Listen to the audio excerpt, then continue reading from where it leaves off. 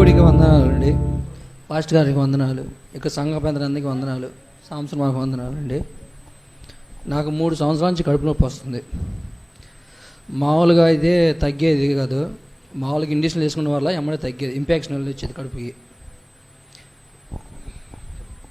Impaction వచ్చేది కడుపులోకి. ఇంకా మామూలుగా ఎప్పుడన్నా వచ్చి 3 నెలలకు ఒకసారి వచ్చేది కడుపు నొప్పి, తగ్గేది కాదు. హాస్పిటల్కి వెళ్తే తగ్గేది, ఎమ్మటి 2 ఇంజక్షన్లు వేసి తగ్గేది. తగ్గేస్తే ఇంకా మళ్ళీ పోయిన సంవత్సరం మా ఆడవాళ్ళ బాబాయ్ కొడుకు చచ్చిపోతే అక్కడికి వెళ్ళాం. అక్కడికి వెళ్ళిపోతే దినానికి వెళ్ళిన తర్వాత కడుపు నొప్పి వచ్చింది. కడుపు నొప్పి వచ్చిన తర్వాత కళ్ళు తిరిగి పడిపోతే మా ఆటోలో తీసి ఇంటికి వచ్చింది. ఆటో తీసుకొచ్చి ఇంటికి వచ్చి గ్లూకోజ్ బాటిల్ ఎక్కించింది. నాకు ఎక్కించగానే కడుపులో ఇంపాక్ట్ వచ్చిందమ్మా, ఏం కాదు తగ్గిద్ది అన్నాడు. సర్లే అని చెప్పి 2 రోజులు గ్లూకోజ్ బాటిల్ ఎక్కించగానే మళ్ళీ ఇంటికి తీసుకొచ్చింది. నైట్ పూట 12 ఆ మధ్యకి మళ్ళీ ఫుల్ జ్వరం వచ్చేసింది, వణుకుడు వస్తుంది. ఇంకా గవర్నమెంట్ హాస్పిటల్కి తీసుకెళ్తే అన్నీ తీపిచ్చి ఏం కాదమ్మా, ఏం కాదు తగ్గిద్దిలే అని చెప్పేదే. మళ్ళీ 2 ఇంజక్షన్లు ఎక్కించి ఇంటికి తీసుకొచ్చాం. పొద్దున్నే మా ఆవిడ మళ్ళీ వద్దులని చెప్పి మళ్ళీ ప్రైవేట్ హాస్పిటల్ తీసుకెళ్ళింది. ప్రైవేట్ హాస్పిటల్ తీసుకెళ్తే అన్ని ఎక్స్రేలు తీపిచ్చారు. తీసుకెళ్ళి కడుపులో ఇంపాక్ట్ వచ్చింది మా అబ్బాయికి, తగ్గదు, అప్పుడే 3 రోజులు పెట్టండి హాస్పిటల్లో ఉన్నారు. సర్లే అని చెప్పి 3 రోజులు హాస్పిటల్లో పెట్టగానే తగ్గగానే మళ్ళీ ఇంటికి తీసుకెళ్ళారు. మళ్ళీ ఈ సంవత్సరం మళ్ళీ నిన్న వచ్చింది కడుపులో, మళ్ళీ నైట్ పూటే వచ్చింది. మళ్ళీ గవర్నమెంట్ హాస్పిటల్కి వెళ్ళగానే తీసుకెళ్ళారు హాస్పిటల్లోకి. తీసుకెళ్ళి మళ్ళీ నైట్ అంతా ఉంచి మళ్ళీ పొద్దున్నే మళ్ళీ హాస్పిటల్ తీసుకెళ్ళి మళ్ళీ పెట్టారు. కడుపులో అబ్బాయికి గడ్డలేసిందమ్మా, ఆపరేషన్ చేయాలి, తగ్గదు అసలుకి, అబ్బాయికి ఆపరేషన్ చేయాల్సిందే అని చెప్పి మా ఆడోళ్ళు చెప్పారు. నాకు తెలీదు, నాకు చెప్పకుండా మా ఆడోళ్ళు చెప్పినారు. మా నాన్న బయటకు వచ్చి ఏడుతున్నాడు, ఆపరేషన్ అనగానే ఏడుస్తున్నాడు మా నాన్న. సర్లే అని చెప్పి ఇంకా హాస్పిటల్లో 3 రోజులు తీసి మళ్ళీ తగ్గలేదు. పాస్ రిపోర్టు 3 రోజుల దాకా తగ్గదన్నారు, వచ్చిందన్నాడు. తరలే అని చెప్పి అక్కడికి వచ్చాను. 3 రోజుల తర్వాత వచ్చిందగానే ఆపరేషన్ చేయాల్సిందే అన్నాడు. చేయగానే నాకు టయానికి పెద్దడానికి రాశారు, కడపట్లేదు, ఈ అబ్బాయికి నొప్పి వస్తుంది కానీ తగ్గట్లేదు, జ్వరం అన్నారు. నైట్ జ్వరం వచ్చేది, హాస్పిటల్లో ఉన్న జ్వరం వచ్చేది, తగ్గేది కాదు.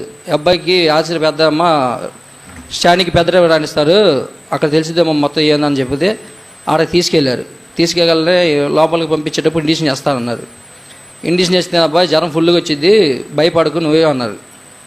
సర్లే అని చెప్పి ఇంటిని చేశారు, లోపల పంపించారు. లోపల ఫుల్గా జ్వరం వచ్చేసింది, వణుకుడు వచ్చేస్తుంది. తర్వాత ఇంకా అక్కడి నుంచి అమ్మాయి ఇక్కడికి ఉండలే, నేను హాస్పిటల్కి వెళ్ళిపోదాం, ఆడ పండుకుంటాను కాసేపు అన్న. ఆటోలో వేసే గుర్తుంది అంతే నాకు. ఇంకా ఆటోలో వేసిన ఆటోలకు ఎక్కింది గుర్తుంది. హాస్పిటల్కి వచ్చి ఎట్ట వచ్చేది తెలియదు. ఇంకా హాస్పిటల్కి వచ్చిన తర్వాత బెడ్ మీద ఎట్టమనుకున్నా తెలియదు. సోయ లేకుండా పడిపోయేవన్నా. ఇంకా మా ఆడవాళ్ళు మా బామ్మడిది ఒకడున్నాడు, బామ్మడిది ఇంకా డాక్టర్ల వచ్చి గుండెల మీద కొడుతున్నారు. గుండెల మీద కొడుతున్నా కూడా నాకు మెలుగు లేదు. మెలుగు లేకపోయినా కూడా ఇంకా తర్వాత కొట్టగానే కొంచెం మెలుగు వచ్చింది. నా మిషన్ తీసేసి నా వల్ల కాదు, నేను ఉండలేను, నా వల్ల కాదు అని మిషన్ తీసే అంటున్నా.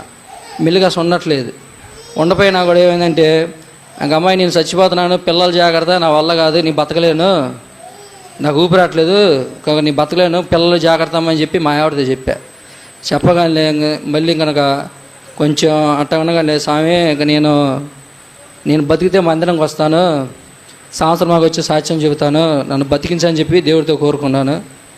ఎమ్మటి అరగంటలో సోయ వచ్చింది. మళ్ళీ మామూలుగా ఏదో మనసు మామూలుగా అయిపోయా. ఇంక అయిపోతే లేవగానే మా వాళ్ళందరూ ఇట్లా కాదు సీరియస్ ఉందంటారని చెప్పి కంటే మా కట్టమేళ్ళు అందరూ వచ్చారు, ఒకళ్ళ పిల్లలతో సహా వచ్చారు అందరూ. ఇంకా రావగానే మా వాళ్ళు ఏమనుకున్నారు, దయ్యం పట్టిందేమో, దర్గా దగ్గర తీసుకెళ్దామని చెప్పి దర్గా దగ్గర తీసుకెళ్లారు.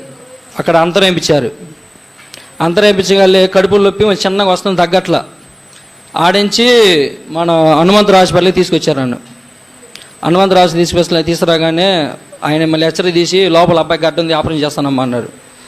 సర్లే అని చెప్పి ఇంకా లోపల తీసుకెళ్లారు, ఆపరేషన్ చేశారు. ఆపరేషన్ చేసేటప్పుడు స్వామి నాకు నొప్పి బాగా వచ్చేది, తగ్గేది కాదు.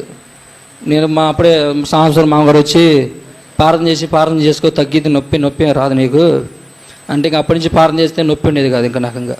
అందుకనే నేను ప్రార్థనలో దిగిపోదామని అనుకున్నాను.